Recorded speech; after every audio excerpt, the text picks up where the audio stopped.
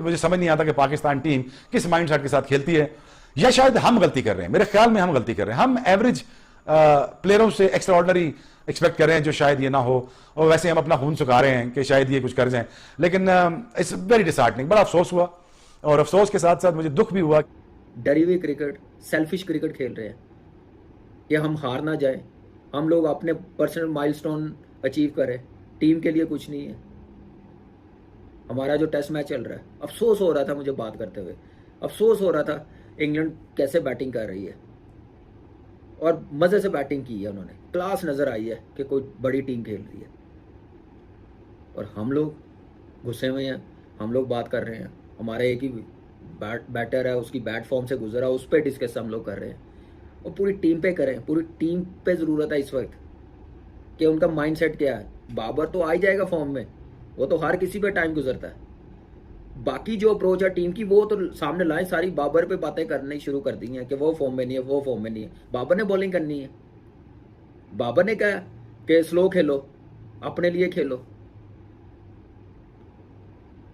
Team ने जीतना, negative approach, slow pitch बन जाए, बस घास दिखाने का, बस कि बस रन्स कर जाए, हम लोग किसी तरीके से ड्रॉ हो जाए। 20-20, 21 साल के फास्ट बॉलर है, और लग ऐसे रहे हैं फील्डिंग में जैसे 35-35 साल के हैं। Fitness level, fitness level, fitness level ये है जो इंग्लैंड टीम खेल रही है। आपने ऐसे बेवकूफ़ बनाना लगाया हुआ है, रंगबाजी लगानी शुरू की हुई है। फिटनेस ये है, उसने किया 150 ओवर फील्डिंग की है, और साथ उसने 100 ओवर बैटिंग की है, पौने 200 करके खड़ा हुआ है। हैरी ब्रूक पूरी ग्राउंड में भागा है फील्डिंग में, 141 पे खड़ा है। ये है फिटनेस, इसको कहते हैं। ये नहीं उन्होंने कहा होगा कि ये 2 किलोमीटर है, सही करके आया होगा तो ये खेल रहा है। अपनी एटीट्यूड, अपनी अप्रोच, मेंटली स्ट्रॉन्ग, और अपनी परफॉर्मेंस और अपनी स्किल पे खेलते हैं। आप लोगों ने लोगों को किस तरफ लगाया हुआ है, तो इसलिए हाल ये है। एज अ टीम खेलें, टीम के लिए। कोई सोच सकता है कि 550 हुआ हो तो 550 पे ऊपर स्कोर हो रहा। अब अगर वो खेल गए टी तक, तो मुझे लग रहा है 750 800 स्कोर हो जाएगा, फिर आपको टेस्ट मैच बचाना हो जाएगा। कितनी इंसल्ट है। इंसल्ट तो जो रूट ने कर ही दी है, खब्बा खेल के। पहले कल फील्डिंग जैसे वो हमारे खिलाफ ली हुई थी, वो फील्डिंग लेके हमारी इंसल्ट हो रही थी, मजाक बन रहा था। आज जो वो बैटिंग कर गए हैं, अनबिलीवेबल। ये तो इंग्लैंड टीम को क्रेडिट देना चाहिए। थोड़ी सी जान लाए हैं, फैंस में थोड़ी खुशी आई है जिस टाइप की उनकी अप्रोच नजर आई बैटिंग करते हुए। आप लोगों की negative approach, selfish performance, selfish mindset, सबका ही, टॉप लेवल से लेके प्लेयर्स तक। प्लेयर्स को तो क्या कहें, टॉप लेवल पे मैं बोलूँगा, जिनके हाथों में डिसीजन है सारा, वही हाल ये करके गए हैं, अप्रोच ये बना के गए हैं। खैर क्या कह सकते हैं। अब पाकिस्तान टीम मुझे लग रहा है ना आउट कर सके इन स्कोर के अंदर अंदर, तो शायद टेस्ट मैच बचाना मुश्किल हो जाए पाकिस्तान टीम के लिए।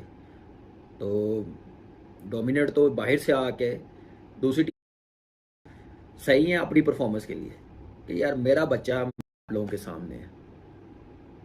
ये शायद जो लोग आए ना स्टेडियम में हमारी ये सीरीज देख, हम लोग स्पिनर खिलाते हैं, नहीं अब वो आगा भी कर लेता है, देख जू उसकी बुनियाद के ऊपर अभी भी ज्यादा दिल धड़क रहा है, दिल की धड़कनें तेज हैं।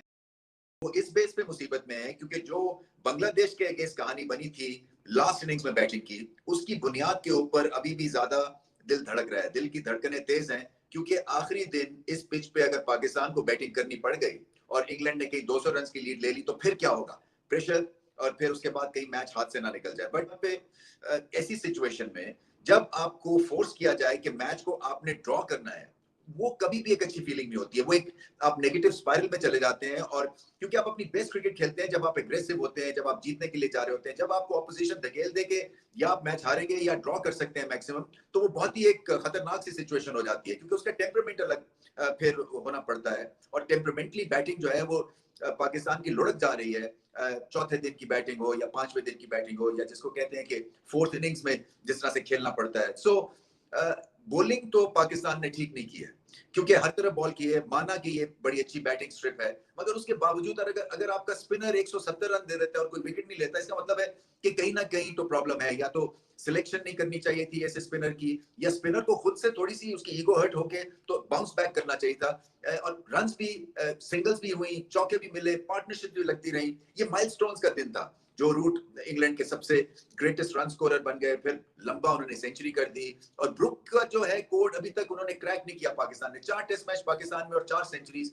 देखें, ये जो एनालिटिकल एक आपका विंग है, उसको जो है पता होना चाहिए कि ब्रुक कहाँ पे फंसते हैं। चलो मान लिया जो रूट जो है वो एक्सेप्शनल है और उनके पास एक्सपीरियंस है और हर टीम के खिलाफ अच्छा खेलते हैं, मगर ब्रुक अभी एक यंग एक तरह से रूट के मुकाबले में अप्रेंटिस है, बच्चे हैं वो। तो उनसे इतनी मार खा लेना और ऑलमोस्ट रन बॉल की सेंचुरी करवा देना, यहाँ पे पाकिस्तान को मार पड़ी है, क्योंकि कहीं से कोई कामनेस नहीं आई। मासूम भाई थोड़े ओवर्स में जब बरार जो है वो राउंड द स्टंप्स आके उन्होंने पैड्स को So if you're ready, and if you let me, I wanna see it in motion. Target करने की कोशिश करती है, उसके बावजूद 4+ की औसत से जो है वो भी फेस गया इंग्लैंड के लिए। सो ब्रुक को विकेटों के बीच में बॉल नहीं दिए, उनको जरा वाइड एंगल पे रख के और उनको फ्रस्ट्रेट किया। सो पाकिस्तान ने कुछ ऐसा भी नहीं किया, जिसकी वजह से ब्रुक के लिए बैटिंग आसान हो गई।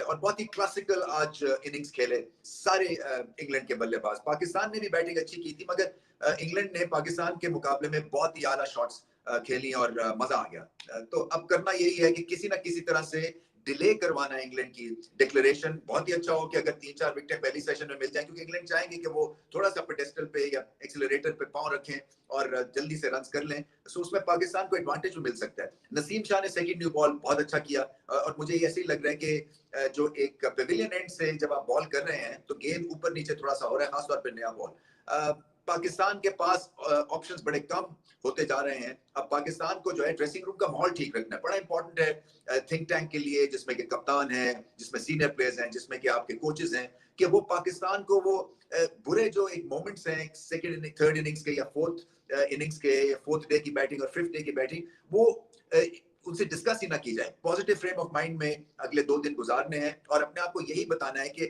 हमें 1-2 अगर विकेट्स मिलेंगी तो हम ये दोबारा से मैच में वापस आ जाएंगे और हो सकता है कि इंग्लैंड के लिए हम प्रॉब्लम क्रिएट करते हैं। बट अभी इस वक्त जो है मैच इंग्लैंड के हाथ में है। अब पाकिस्तान को यही सोचना है कि क्या इस पिच के साथ अगले मैच में वो जा सकते हैं, क्योंकि मुझे ऐसा लगता है कि जो आज की पिच थी, खासतौर पे जो लास्ट सेशन की पिच थी, ये पहले दिन की पिच होनी चाहिए अगले मैच के लिए। सो थोड़ी सी एब्रेसिव हो, जहाँ पे थोड़ा रिवर्स हो, थोड़ा गेंद फंस के स्पिन भी हो। ये आपने घास रख के थोड़ा सा देखा इस पिच में और ये एक बिल्कुल ही बैटिंग स्ट्रिप बन गई। सो इसमें थोड़ी सी रफनेस लानी है। अब देखते ये है कि जो क्यूरेटर है और ग्राउंड स्टाफ क्या ऐसी पिच पाकिस्तान के लिए बना लेगा। प्रॉब्लम पाकिस्तान के लिए ये भी है कि अभी फास्ट बॉलिंग में भी कसर है, स्पिन बॉलिंग में भी कसर है।